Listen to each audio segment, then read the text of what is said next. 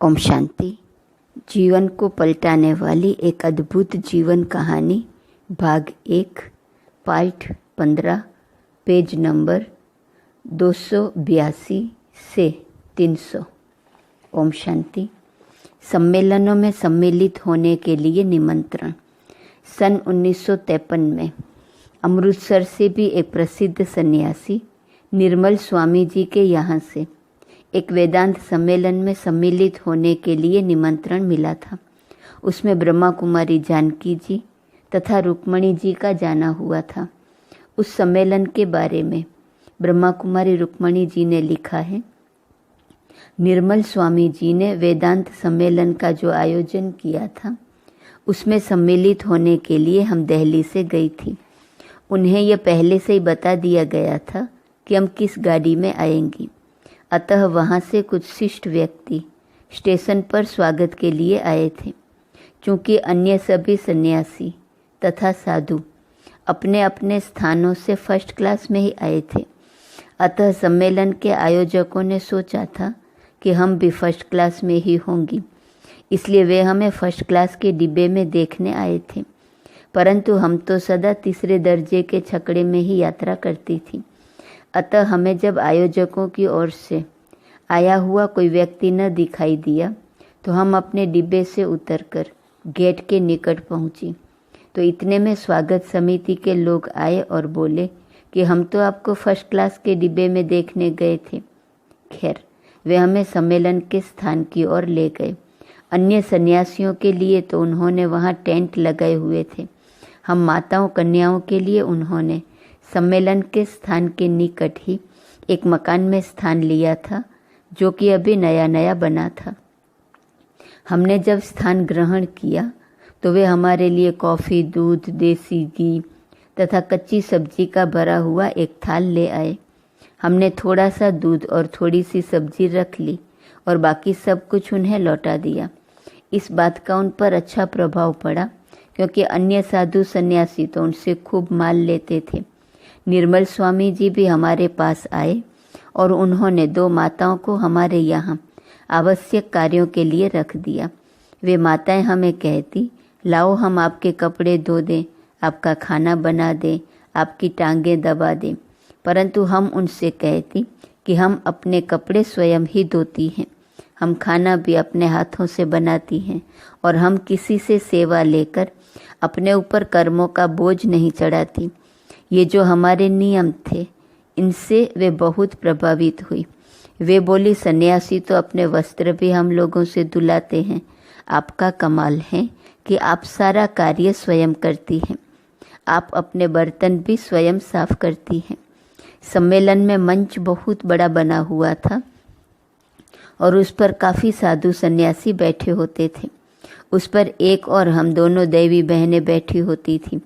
जनता का हम दोनों की ओर रोजाना ध्यान जाता था कि प्रवक्ताओं के मंच पर ये दोनों देवियां कौन हैं और इनका भाषण कब होगा। आखिर एक दिन ब्रह्मा कुमारी जानकी जी का भाषण हुआ। उनके भाषण से पहले अन्य साधु सन्यासियों के जो भाषण हुए थे, उन सभी में शंकराचार्य जी का अद्वैत सिद्धांत प्रतिपादित किया गया था। एक ब्रह्म ही सत्य है, जगत मिथ्या है, इस वाद को लेकर ही विभिन्न प्रवक्ता बोले थे। परंतु जानकी बहन जी ने आत्मा और परमात्मा का अंतर बताया था। उन्होंने स्पष्ट शब्दों में कहा कि परमात्मा जन्म मरण और सुख दुख के चक्र से न्यारा है। वही पतित पावन और सुख शांति का दाता है। उससे योग लगाने से ही सद्गति हो सकती है। वही धर्म ग्लानि के समय अवतरित होकर गीता ज्ञान देता है। आत्मा को परमात्मा मानना ही भ्रम अथवा मिथ्या ज्ञान है। बहुत से भक्तों ने इस भाषण को बहुत पसंद किया, परंतु सम्मेलन के आयोजकों ने सोचा कि हमारे अद्वैतवाद के मंच से आत्मा और परमात्मा को पुत्र और पिता के रूप में अलग बताया जा रहा है, यह ठीक नहीं है। अतः उन्होंने मुझे भाषण का अवसर नहीं दिया। हालांकि उन्होंने घोषणा की हुई थी कि इन दोनों का भाषण होगा। प्रतिदिन वे मंच से घोषणा करते थे कि दूसरी बहन का अर्थात मेरा भी भाषण होगा, परंतु हर रात्रि को प्रोग्राम का अंत होने के बाद वे कहते कि समय के अभाव के कारण बहन जी का भाषण आज नहीं रखा जा सका। इस प्रकार उन्होंने सप्ताह का कार्यक्रम पूरा कर दिया। लोगों को उनका यह व्यवहार अन्यायपूर्ण लगा। कई लोगों ने आयोजकों को उल्हना भी दिया। सम्मेलन के स्थान के निकट जहां हम रहती थी, वहां सारा दिन हम लोगों को ज्ञान सुनाने में व्यस्त रहती। अब जब सम्मेलन समाप्त हुआ तो लोग हमसे पूछने लगे कि अब आप कहाँ जाएंगी। हमने कहा कि हमें जो निमंत्रण मिला था वह समाप्त हुआ है, अतः अब हम वापस दिल्ली जाएंगी। परंतु वे हमें रहने के लिए आग्रह करते थे। उनका बहुत आग्रह देखकर हमने उनसे कहा कि हम निर्मल स्वामी जी के निमंत्रण पर आई थी। यदि वे कहेंगे कि आप लोग कुछ दिन ठहरे तब हम ठहरेंगी, वरना नहीं। तब उनमें से कई माताएं, भाई आदि निर्मल स्वामी जी के पास गए और उन्होंने उनसे कहा कि इन बहनों को अभी कुछ दिन हमारे निमंत्रण पर ठहरने के लिए कहा जाए। वे माताएं तथा पुरुष अमृतसर के गिने चुने परिवारों में से थे, अतः निर्मल स्वामी जी उनकी बात को टाल न सके। वे उनके साथ ही हमारे यहाँ आए और बोले कि इन लोगों की इच्छा है कि अभी कुछ समय आप इस नगर में इनके निमंत्रण पर ठहरें और ज्ञान वर्षा करें। सो यदि हो सके तो आप इनकी बात स्वीकार कर लें। अतः हम वहाँ ठहर गए। जिस दिन हमें वहाँ से विदा होना था, निर्मल स्वामी जी हमारे पास बादामों से भरा हुआ एक थाल ले आए। उस थाल में हमारे आने जाने का किराया भी रखा था, परंतु हमने उन्हें एक तरफ का किराया लौटा दिया। हमने कहा कि हम आपके निमंत्रण पर आई तो थी, परंतु अभी हम वापस जा तो नहीं रही हैं। अभी तो हम इन लोगों के निमंत्रण पर यहाँ कुछ समय के लिए ठहर रही हैं, अतः हम जाने का किराया नहीं लेंगी। हमें निमंत्रण देने वाले 2 परिवार थे और दोनों अपनी अपनी ओर हमें ले चलने के लिए आग्रह करते थे। आखिर दोनों को राजी करने के लिए हम दोनों बहनों में से एक बहन एक निमंत्रण पर और दूसरे निमंत्रण पर चली गई। हम प्रातः क्लास करा के फिर दिन में दोनों मिलती थी और ईश्वरीय सेवा का प्रोग्राम बना लेती थी। 2-4 दिनों में दिल्ली से और बहनें भी आ गई और अब शहर में कई स्थानों पर हमारे प्रवचन होने लगे। अब सत्संग सुनने वालों की संख्या काफ़ी बढ़ चुकी थी। अच्छे अच्छे परिवार ज्ञान से लाभ उठा रहे थे, परंतु अब कई लोगों ने देखा कि प्रचलित मंतव्यों और इन बहनों के मंतव्यों में काफ़ी अंतर है। बहनें परमात्मा को सर्वव्यापी नहीं मानती बल्कि भिन्न मानती हैं।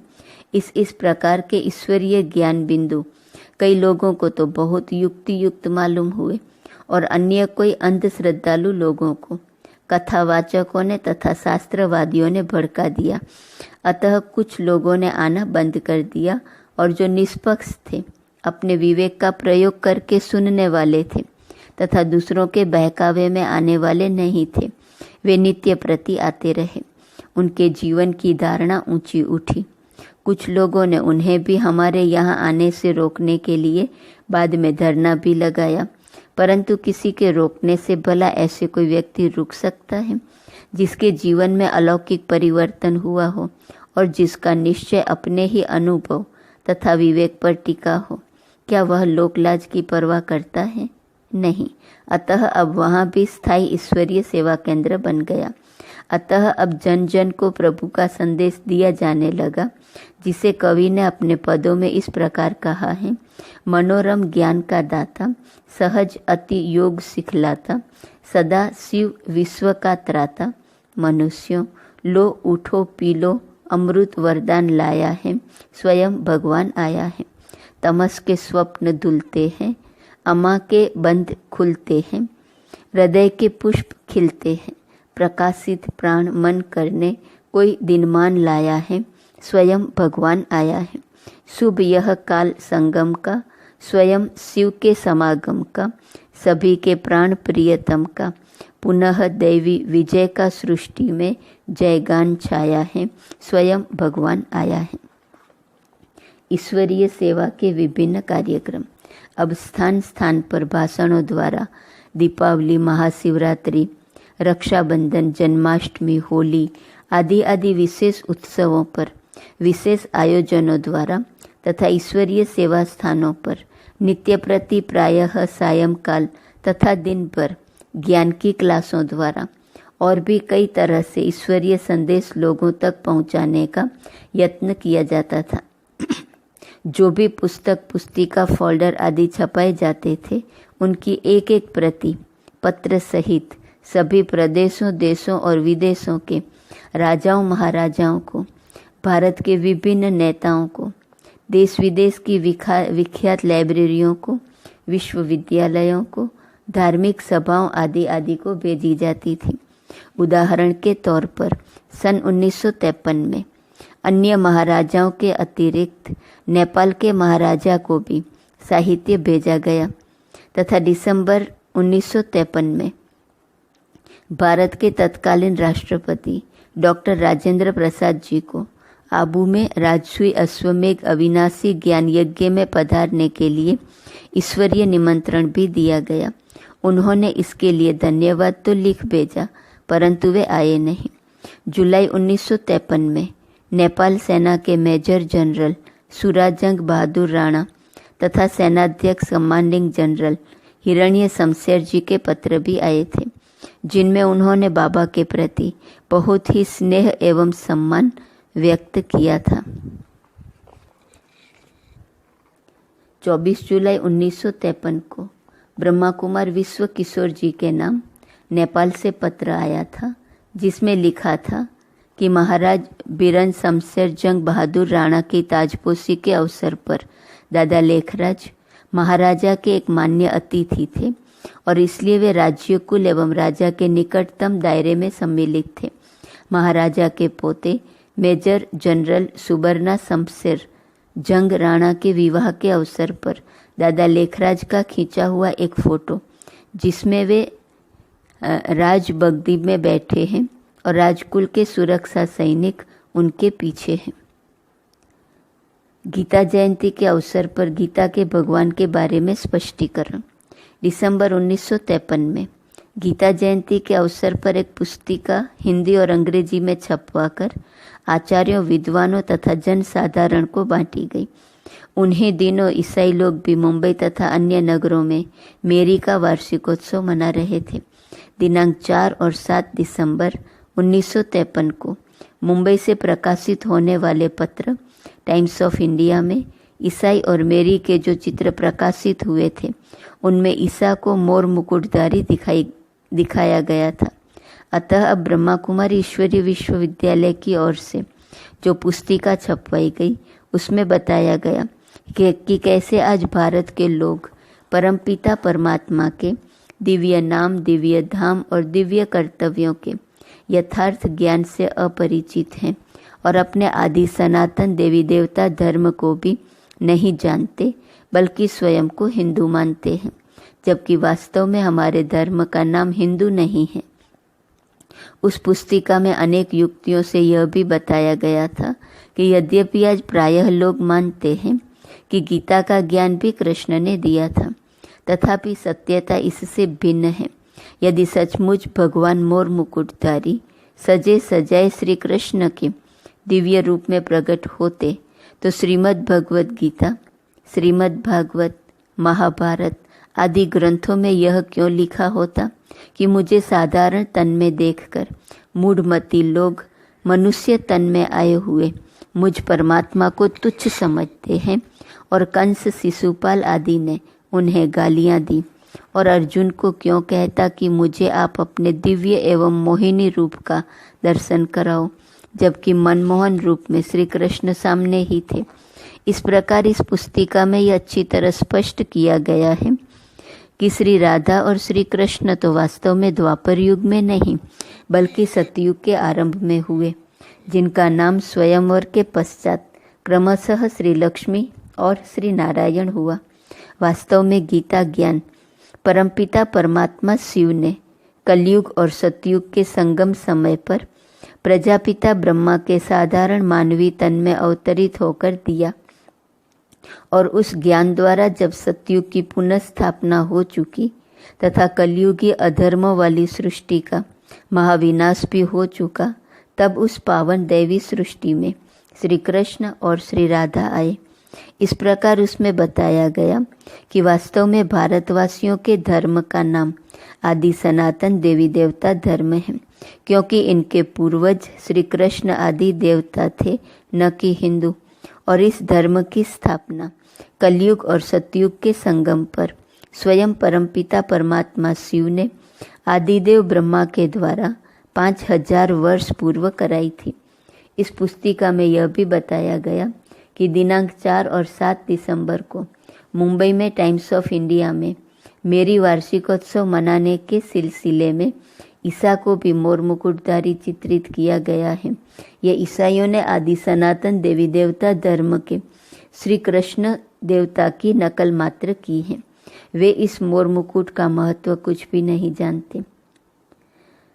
भारत के प्रथम राष्ट्रपति डॉक्टर राजेंद्र प्रसाद के नाम पत्र दिनांक 1 सितंबर 1954 को डॉक्टर राजेंद्र प्रसाद जी को एक अन्य पत्र भेजा गया। इस पत्र में लिखा गया, प्रिय प्रभु की संतान, हम भारत माताएं तथा कन्याएं भारत के कल्याण अर्थ अपना कर्तव्य समझकर आपको सविनय सूचित करती हैं कि भारतवासियों को स्वधर्म की शिक्षा न मिलने के कारण भारत अनाथ और अति दीन हो गया है। केवल इतना ही नहीं, अपितु अपने सर्वोत्तम दैवी धर्म को न जानने के कारण वे अनेक मध्यम तथा कनिष्ठ धर्मों में परिवर्तित हो गए हैं और होते जा रहे हैं। भारत के प्रधान पद पर आरूढ़ आप और नियुक्त किए गए राज्यपाल तथा मंत्रीगण आदि सनातन देही अभिमानी सर्वगुण संपन्न 16 कला संपूर्ण निर्विकारी मर्यादा पुरुषोत्तम अहिंसा प्रधान दैवी धर्म को जान जाएंगे तो आपकी सहायता से भारत भूमि कल्प पहले की तरह जन्म जन्मांतर के लिए 2 मुकुटधारी राजाओं की भूमि बन जाएंगी और सृष्टि में इसकी जय जयकार होंगी। विनाश ज्वाला ठीक कल्प पहले के समान अब कलयुग और सतयुग के आरंभ के संगम पर भगवत गीता के प्रोग्राम के अनुसार प्रज्वलित हो रही है। अतः अलौकिक शुभ कार्य में तत्पर हो जाना ही आप जैसे बुद्धिवान तथा धर्म विश्वासी प्रधान का कर्तव्य है। यह पत्र बाद में हिंदी और अंग्रेजी भाषा में छपाकर जन साधारण को बांटा भी गया, परंतु जनता तथा उन द्वारा चुने नेता अब धर्म की बातों की ओर कहाँ ध्यान इतना देते थे। वे तो माया की गहरी नींद में सोए पड़े थे। फिर देश की शासन सत्ता किसी एक के हाथ में तो थी नहीं कि वह कोई निर्णय करके कुछ कर डालता। आज तो भारत अपने उच्च धर्म की निधि को खो चुका है। जापान में विश्व धर्म सम्मेलन में सम्मिलित होने के लिए निमंत्रण। सन 1954 में जापान में शिमिजू नगर में एक विश्व धर्म सम्मेलन में सम्मिलित होने के लिए यज्ञ माता के पास आबू में निमंत्रण पहुंचा। यज्ञ माता ने ब्रह्मा कुमार आनंद किशोर जी तथा ब्रह्मा कुमारी प्रकाश मणि जी, ब्रह्मा कुमारी रतन मोहिनी जी को ईश्वरीय संदेश देने के लिए जापान भेजा। यह भारत माता का सौभाग्य था कि उसकी ये ब्रह्मचर्य व्रत धारिणी, कमल पुष्प निवासिनी, मनोविकार निवारिणी, ज्ञान गुणदायिनी कन्याएं भारत की ओर से सम्मिलित हुई। इन्होंने सम्मेलन में खुले शब्दों में परमपिता परमात्मा के अवतरण के बारे में जानकारी दी, क्योंकि सम्मेलन का एक विषय परमात्मा का अवतरण था। सम्मेलन की कार्यसूची में विश्व शांति का विषय भी शामिल था। ब्रह्मा कुमारी रतन मोहिनी जी, जो कि वर्तमान में माउंट आबू में है, लिखती है, हमने निसंकोच सभी को बताया कि विश्व शांति की स्थापना के लिए पहले तो व्यक्ति के मन में शांति होना जरूरी है, क्योंकि व्यक्ति ही समाज की एक इकाई है। व्यक्ति के मन में शांति तब हो सकती है जब उसके कर्म अच्छे हो, क्योंकि सुख दुख का आधार मनुष्य के कर्मों पर है। पुनश्च कर्मों का आधार मनुष्यों के मन पर है, क्योंकि कर्म करने से पहले मनुष्य के मन में संकल्प उठता है अथवा इच्छा उत्पन्न होती है, तब ही कर्मेंद्रियों कर्म में तत्पर होती हैं। अतः मनुष्य के मन अथवा विचारों का सात्विक होना या काबू में होना जरूरी है। मन को कोई न कोई विकार ही अपवित्र तथा अशांत करता है।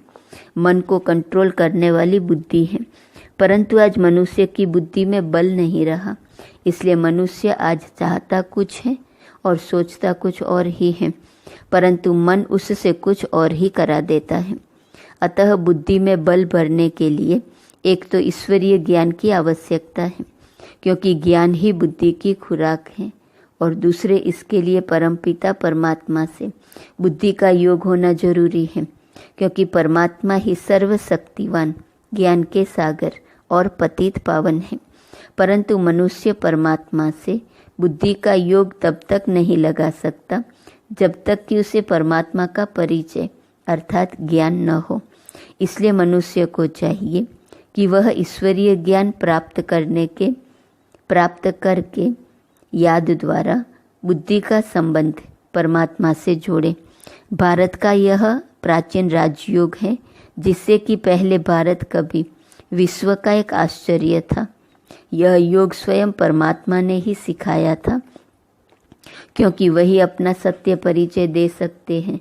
आज पुनः वे भारत का प्राचीन प्रायः लुप्त ज्ञान और राजयोग सिखाकर व्यक्ति को भी पवित्र बनाकर शांति दे रहे हैं, तथा गुप्त वेश में प्रजापिता के तन द्वारा सतयुगी दैवी सुख शांति संपन्न स्वराज्य की पुनः स्थापना भी करा रहे हैं। आप लोग जागिए और उसे ज्ञान नेत्रों द्वारा पहचानिए। वर्तमान समय के लक्षण देखकर सोचिए कि क्या अब धर्मग्लानि का समय नहीं है, और अब उस पतित पावन एवं विश्व शांति के संस्थापक परमपिता परमात्मा को आना नहीं चाहिए। विश्व शांति के लिए नेताओं को चिंता करने की जरूरत नहीं है। हमने सभा में स्पष्ट रूप से बताया कि परमपिता परमात्मा कहते हैं कि विश्व शांति की स्थापना के लिए आप चिंता न कीजिए, यह कार्य मेरा है, आप इसमें मुझे सहयोग दीजिए। आपसे मुझे इतना सहयोग चाहिए कि आप स्वयं पवित्र बनिए और मेरी स्मृति में रहिए, क्योंकि अब मुझे पूर्णतया पवित्र सतयुगी देवी सृष्टि की स्थापना करनी है। विश्व में संपूर्ण शांति केवल सतयुग में ही होती है, और उस विश्व की अथवा युग की स्थापना मैं सृष्टि का रचयिता स्वयं ही कराता हूँ। यह कार्य किसी मनुष्य का नहीं है। अतः आप सभी धार्मिक नेता स्वयं पवित्र एवं योगयुक्त बनो, तथा दूसरों को भी अब पवित्र बनने का तथा ईश्वर को याद करने का एकमात्र संदेश दो, क्योंकि वर्तमान काल विश्व के इतिहास का अंतिम चरण है। हमने उन्हें बताया कि एटम और हाइड्रोजन बम विश्व के विनाश के लिए बने हैं, और कि तृतीय विश्व युद्ध आपके रोकने से भी नहीं रुक सकेगा, क्योंकि उस द्वारा महाविनाश होना ही है। और लगभग सभी आत्माओं को परमपिता परमात्मा अब शांति की इच्छा पूरी करने के लिए उन्हें वापिस अपने धाम ले जाएंगे, और आसुरी मतों के विनाश के परिणाम स्वरूप इस मनुष्य लोक में भी पूर्ण शांति हो जाएंगी। यहाँ पर केवल एक दैवी धर्म, एक चक्रवर्ती दैवी मर्यादा वाला राज्य और एक ही भाषा होंगी। फिर 2500 वर्ष तक न कोई युद्ध होगा और न विश्व में अशांति होंगी। बाद में उल्हना न देना। हमारी इन अधिकारपूर्ण बातों को सुनकर लोग आश्चर्यान्वित होते। उनके मन को हमारी बात ठीक भी लगती, परंतु उन्हें आचरण में लाने का यत्न तो कोई विरला ही सौभाग्यशाली करता। हमने अपने कर्तव्य का पालन करते हुए प्रभु का परिचय दे दिया, ताकि कल कोई उल्हना न दे सके कि प्रभु आप साधारण मानवी वेश में आए, और जिन्होंने आपको पहचान कर अपना जीवन ऊंच बनाया तथा आपसे अपार खजाना पाया, उन्होंने हमें सूचना भी न दी और आपका परिचय भी न दिया। जापान में शिव की प्रतिमा का प्रयोग।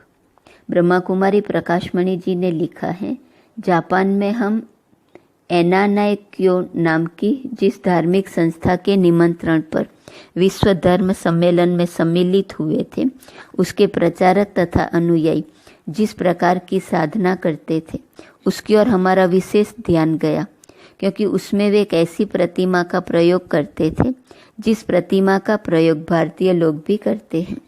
उन लोगों की साधना की विधि यह थी कि वे अपने तरीके से एक आसन पर बैठ जाते थे और अपने सामने कुछ ही दूर एक स्टैंड रखते थे और उसके केंद्र में एक अंडाकार पत्थर रखते थे। उसे वे पवित्र मानते थे और उसी पर अपने नेत्र टिकाकर अर्थात दृष्टि स्थिर करके मन को एकाग्र करने का अभ्यास करते थे। वे मानते थे कि इस प्रकार के अभ्यास से आत्मा का परमात्मा से संबंध जुट जाता है। अपनी भाषा में वे जो शब्द प्रयोग करते थे उसका भाव यह होता कि यह अभ्यास आत्मा और परमात्मा के बीच मानो एक पुल बांधने के भाव से किया जाता है। उनकी संस्था का नाम एनानायक्यो भी शायद इसी अर्थ का बोधक था। एक दिन हमने उस मत के अनुयायियों से पूछा कि आप अपनी साधना पद्धति में इस अंडाकार पत्थर का क्यों प्रयोग करते हैं? आप किसी अन्य आकार का पत्थर क्यों नहीं ले लेते? इस पत्थर को आप किसका प्रतीक मानते हैं? वे बोले, इसे हम पवित्र मानते हैं। साधना की यह रीति हमारे यहाँ परंपरा से चली आई है। इस साधना से हमें शांति मिलती है। यह किसका प्रतीक है यह हम नहीं जानते। इसके विषय में शायद हमारे मान्यवर प्रधान अथवा संस्थापक ही बता सकेंगे। हमने सोचा कि यह भी एक विचित्र बात है कि जिस प्रतीक का ये लोग अपनी साधना में प्रयोग करते हैं उसके बारे में इन्हें इतना भी पता नहीं कि यह किसकी प्रतिमा है। वे लोग अभ्यास समाप्त करने के बाद उस पत्थर को स्टैंड से उतारकर एक साफ एवं अच्छे वस्त्र में आदरपूर्वक लपेट कर रख लेते और अभ्यास के समय उसे फिर निकाल कर प्रयोग में लाते। परंतु इसका महात्म्य क्या है इसके बारे में वे कुछ भी न जानते थे। ब्रह्मा कुमारी रतन मोहिनी जी कहती हैं कि हमने एक दिन इसी विषय को लेकर उस संस्था के प्रधान से भी चर्चा की। उन्होंने भी बस यही जवाब दिया कि हम इसे पवित्र मानते हैं। इससे अधिक वे भी कुछ न बता पाए। आखिर उन्होंने हमसे कहा कि आप यह प्रश्न करती हैं तो अवश्य ही इस प्रश्न के पीछे आपका कुछ भाव होगा। शायद आप इसके बारे में जानती होंगी। हमने कहा, हाँ अवश्य। यह तो आपके, हमारे और सारे विश्व भर की मनुष्य आत्माओं के परमपिता परमात्मा की प्रतिमा है। भारत में तो नगर नगर में इसके मंदिर हैं। वहाँ लोग इसे शिवलिंग अर्थात शिव की प्रतिमा मानते हैं। शिव परम आत्मा का गुणवाचक नाम है क्योंकि परमात्मा कल्याणकारी अर्थात दुख हरता सुख करता है। आप जानते नहीं हैं परंतु मानते आप भी उसी को ही हैं। तभी तो आप उस परमपिता परमात्मा की, पवित्र पिता की इस प्रतिमा को पवित्र मानकर उस पर मन को एकाग्र करके उससे शांति पाते हैं। यदि वह आपके मन का मीत नहीं है, आपके हृदय का सम्राट नहीं है, आपकी याद का इशारा नहीं है, आपकी लगन का लक्ष्य नहीं है, तो आप अपना मन उस पर क्यों एकाग्र करते और लगन से उसमें क्यों मग्न होते? यदि आपकी आंखें उसे नहीं ढूंढती तो आप उस पर अपने नेत्र क्यों टिकाते? मन उसकी प्रतिमा पर क्यों एकाग्र करते? यदि यह आपकी याद का इशारा नहीं है तो आपने इसी आकार का पत्थर क्यों चुना है? यदि आप प्रभु के इस प्रतीक से पवित्रता नहीं चाहते तो आप इसे पवित्र क्यों मानते हैं? इसे आदरपूर्वक वस्त्र में लपेट कर क्यों रखते हैं? भाइयों, यह तो उस परमपिता परमात्मा की प्रतिमा है जो कि निराकार अर्थात अशरीरी है। निराकार का प्रतीक होने के कारण ही तो आप इसे वस्त्र नहीं पहनाते, वरना यदि यह किसी देवता की मूर्ति होती तब तो आप इसे नहला धुला कर वस्त्र पहनाते। हमारी इन बातों को सुनकर उनको खुशी भी हुई और उन्हें पहली बार यह जानने को मिला कि भारत के लोग इन्हें परमपिता परमात्मा शिव की प्रतिमा मानते हैं। हमने सोचा कि देखो, स्वयं भारतवासियों ने ही अपने परमपिता का परिचय देना छोड़ दिया है। तभी तो अपनी साधना में शिव बाबा की प्रतिमा का प्रयोग करने वाले लोग भी आज यह नहीं जानते कि यह किसकी प्रतिमा है। आज यूँ ही लोग जगत गुरु की उपाधि लिए बैठे हैं। उनसे कर्तव्य तो इतना भी न हो पा रहा है कि वे जापान वालों को शिव बाबा का इतना तो परिचय दिला दे। ब्रह्मा कुमार आनंद किशोर जी ने लिखा है, एनानायक्यो संस्था के प्रधान तथा अन्य प्रमुख व्यक्तियों का हमारे बारे में इस बात पर विशेष ध्यान गया था कि हम शाकाहारी हैं। अतः एक बार हम सभी उन लोगों से जब ज्ञान चर्चा कर रहे थे और अन्य कई प्रतिनिधि भी वहां उपस्थित थे, तब उस संस्था के प्रमुख व्यक्तियों ने हमसे प्रश्न किया, आप लोग शुद्ध शाकाहारी हैं? हमने कहा, जी हाँ, हम केवल सात्विक आहार करते हैं। हम मांस आदि तामसिक वस्तुओं को मनुष्य के लिए वर्जित मानते हैं। वे बोले, वर्जित क्यों मानते हैं? आज पशु पक्षी इतनी संख्या में बढ़ते जाते हैं कि यदि मनुष्य इन्हें अपना भोजन न बनाए तब तो इनकी संख्या इतनी बढ़ जाएगी जिसका हिसाब नहीं। हमने कहा, आप सोचिए कि आबादी तो मनुष्यों की भी बढ़ रही है, तब क्या इसका अर्थ यह है कि मनुष्य अब मनुष्यों को खाने लग जाए? कभी आपने सुना है सभ्य मनुष्य अन्य मनुष्यों को खाते हो? मनुष्य मनुष्य को नहीं खाता, क्योंकि वह सोचता है कि इनमें श्वास है, जीव है, इन्हें मारने से दुख होता है। जब किसी मनुष्य को कोई मारता है तो वह अपना दुख प्रकट करता है। यदि पशु पक्षी मनुष्य की भाषा में बोल सकते होते तो वे भी आपके आगे अपना दुखड़ा रोते। आपके आगे वे आपकी भाषा में आपसे फरियाद नहीं कर सकते, इसलिए आप उन्हें मारकर खाते हैं। वास्तव में तो यह हत्या है, अन्याय है, अत्याचार है, अपराध है, पाप है। किसी को भी दुख देना पाप है। किसी की भी हत्या करना कर्म सिद्धांत की दृष्टि से अपराध है, चाहे ये सरकारी से अपराध न मानती हो। हमारे इन वचनों को सुनकर वे चुप रहे। मनुष्य मनुष्यों को क्यों नहीं खाते? इस प्रश्न का उनसे कोई जवाब न बन सकता था, क्योंकि सभी देशों में मनुष्य की हत्या करना तो अपराध माना ही जाता है। कुछ चुप रहने के बाद उनमें से एक व्यक्ति बोला, अच्छा यह बताइए कि मछली खाने में तो कोई हर्ज नहीं है ना? वह तो पानी का फल है, जैसे कि अन्य फल पृथ्वी अथवा खेत से पैदा होते हैं। हमने कहा, मछली की तड़पन, उसकी धड़कन, उसकी वेदना आदि तो आपको साफ देखने में आती है। मछली तो मनुष्यों की तरह ही सजीव है, ऐसा स्पष्ट मालूम होता है। मनुष्यों ने उसे खाने के लिए अनेक बहाने बना लिए हैं और उनमें एक यह भी झूठा बहाना है कि यह पानी का एक फल है। मनुष्य के खाने के लिए तो संसार में अन्य बहुत पदार्थ हैं और वे एक से एक अच्छे भी हैं। ब्रह्मा कुमारी रतन मोहिनी जी कहती हैं, इस संस्था ने जापान में अपनी अन्य संबंधित संस्थाओं के नाम हमें पत्र भी दिए और हमने बहुत सी धार्मिक संस्थाओं के लोगों से भेंट की तथा उन्हें ईश्वरीय संदेश दिया। दूर पूर्वी देशों में प्रेस ट्रस्ट ऑफ इंडिया के प्रतिनिधि ने भी हमें सहयोग दिया तथा भारत के राजदूतों ने भी। कुछ एक समाचार पत्रों में ईश्वरीय ज्ञान के चित्र भी प्रकाशित हुए और ईश्वरीय संदेश भी छपा। जापान में एक अन्य धार्मिक बौद्ध संस्था जिसका नाम तेनरिक्यो है ने स्वेच्छा से कल्पवृक्ष के चित्र काफ़ी संख्या में छपवा दिए। उनके इस सहयोग से काफ़ी संख्या में लोगों को हम ये चित्र बांट सके। इसके अतिरिक्त हमने बहुत आकर्षक छोटी छोटी पुस्तिकाएं भी विश्व शांति के विषय पर तथा द्वितीय विश्व धर्म सम्मेलन के बारे में छपवाई थी। वे भी हमने लोगों को जगह जगह निःशुल्क दी। उन देशों में लोगों को परमपिता परमात्मा का परिचय देने का अच्छा अवसर था। भारत से जो गुजराती और मारवाड़ी लोग उन देशों में जाकर व्यापार कर रहे थे, उन लोगों ने इस ज्ञान को बहुत दिलचस्पी से सुना। उन्होंने स्थान स्थान पर सभाओं का आयोजन किया और हमारे भाषण रखाए। समाचार पत्रों में भी उन्होंने हमारे आगमन की सूचना प्रकाशित की। जब हम लोग वापस भारत लौट रहे थे तो वे हमें रोकना चाहते थे। वे कहते थे कि हमारी अवस्था को परिपक्व बनाए बिना आप लोग वापस जाना चाहते हैं, यह कैसे हो सकेगा। ब्रह्मा कुमार आनंद किशोर जी ने लिखा है, हम हांगकांग, सिंगापुर, मलाया, जाकार्ता आदि भी गए और वहाँ भी विशिष्ट व्यक्तियों को तथा भारत से आए लोगों को भी परमपिता परमात्मा के अवतरण की सूचना तथा ईश्वरीय ज्ञान का सार दिया।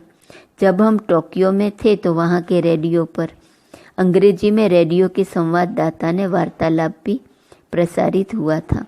विभिन्न रीति से जन जन को प्रभु संदेश देते हम लगभग 1 वर्ष भारत से बाहर रहे। वापस लौटने पर मद्रास तथा मुंबई में इंडियन एक्सप्रेस आदि समाचार पत्रों में भी हमारी विदेश यात्रा का समाचार छपा था। भारत से उन देशों में गए हुए जो गुजराती तथा अन्य लोग हमारे संपर्क में आए थे, वे भी हमसे पत्र व्यवहार करते रहे और हम उन्हें पत्रों द्वारा ईश्वरीय ज्ञान का सार लिखते रहे। उन्हें के मार्फत ही मुंबई में ईश्वरीय सेवा का कार्य भी शुरू हुआ। जापान में शिमीजू नगर में जो विश्व धर्म सम्मेलन हुआ, उस अवसर पर दिनांक 22 अक्टूबर 1954 में वहाँ के आयोजकों को एक तार भी भेजी गई थी, जिसमें लिखा था कि गीता में वर्णित वचन के अनुसार अब परमपिता परमात्मा फिर से भारत में आदि सनातन देवी देवता धर्म की स्थापना कर रहे हैं और विज्ञान अभिमानी लोग निकट भविष्य में 5000 वर्ष पहले की तरह एटम और हाइड्रोजन बम द्वारा अनेकानेक तथा कथित धर्मों का महाविनाश करेंगे। इस तरह के स्पष्टीकरण के तौर पर एक पत्र भी उन्हें लिखा गया कि सतयुग और त्रेता युग में भारत में श्री लक्ष्मी श्री नारायण तथा श्री सीता श्री राम आदि दैवी संप्रदाय का राज्य था और सारे विश्व में एक ही दैवी धर्म पृथ्वी पर था। अब वह धर्म प्रायः लुप्त हो गया है, उसके स्थान पर लोग हिंदू धर्म को मानते हैं। अतः अब फिर से पूर्णतः पवित्रता वाला वह धर्म स्थापन करने के लिए परमपिता परमात्मा अवतरित हुए हैं। इस तार और पत्र को भी काफ़ी संख्या में छपाकर बांटा गया। विदेश यात्रा में समाचार पत्रों ने भी काफ़ी सहयोग दिया।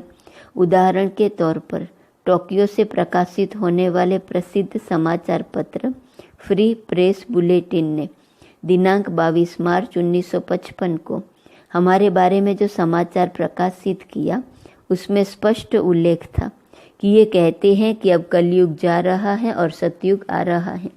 इस प्रकार सिंगापुर के सिंगापुर स्टैंडर्ड ने दिनांक 1 नवंबर 1955 के संस्करण में हमारे विदेश यात्रा के हमारे लक्ष्य के बारे में छापा। भारत में वापस लौटने पर मद्रास से प्रकाशित होने वाले दैनिक पत्र इंडियन एक्सप्रेस तथा हिंदू ने भी समाचार प्रकाशित किया और दिल्ली तथा मुंबई के समाचार पत्रों ने भी हमारे समाचार को स्थान दिया।